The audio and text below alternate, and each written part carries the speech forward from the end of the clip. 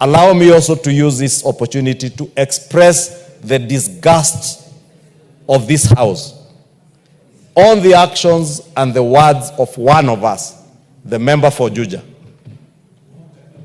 the Honorable Koimburi. Honorable Speaker, as much as the police have taken action, and I do hope they will be able to charge the member for Juja, Honorable Speaker, even within our own standing orders, we have put it that you cannot disparage or even discuss a foreign president, especially a president of a foreign country. For the member for Juja to have uttered the unfortunate and careless words that he uttered over the weekend. And shamelessly, Honorable Speaker, in a church, on a pulpit, saying that other African leaders were being bribed, Honorable Speaker. The member for Juja should know that Prime Minister Raila Odinga did not run for chairmanship of AU under the instigation of William Ruto. Prime Minister Raila Odinga chose to run as chairperson of AUC, of the African Union Commission, on his own volition, because he is a Kenyan and an African statesman who deserved that position. President William Ruto did not choose to support Prime Minister Raila Odinga because he was his competitor in the last elections, or because they have served in ODM together. You know, President William Ruto is a founder member of ODM. He chose to support Prime Minister Raila Odinga as a deserving Kenyan and African statesman. The presidents, many presidents who voted for Raila Odinga to be chairperson, did not do it at the instigation or because they were influenced by anybody.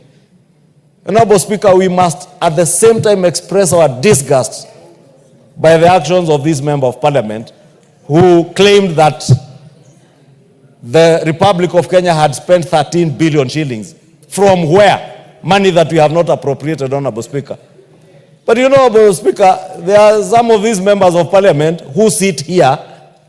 Unfortunately, this member is even never in the House. So he doesn't even understand how money is appropriated. He's probably in a police station now. I don't know where he is and I don't care.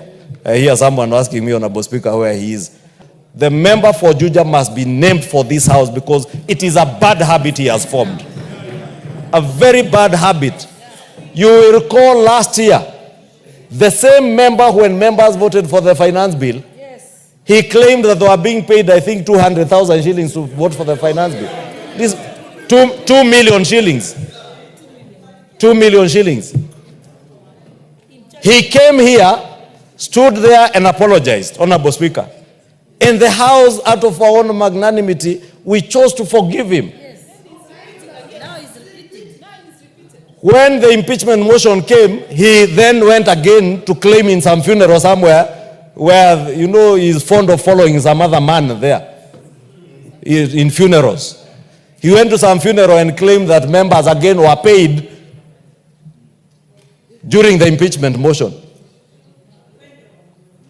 Over 280 members, 282 members who voted in the impeachment motion, he claimed they were being paid. And he mentions figures from his head. And I see the person he follows in funerals repeating the same things. And that's how you know birds of a feather flock together.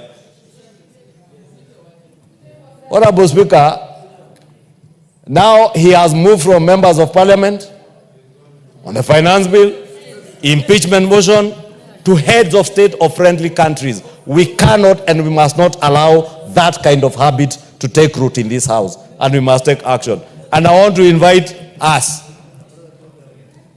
Somebody must move a motion or should move a motion to name this member.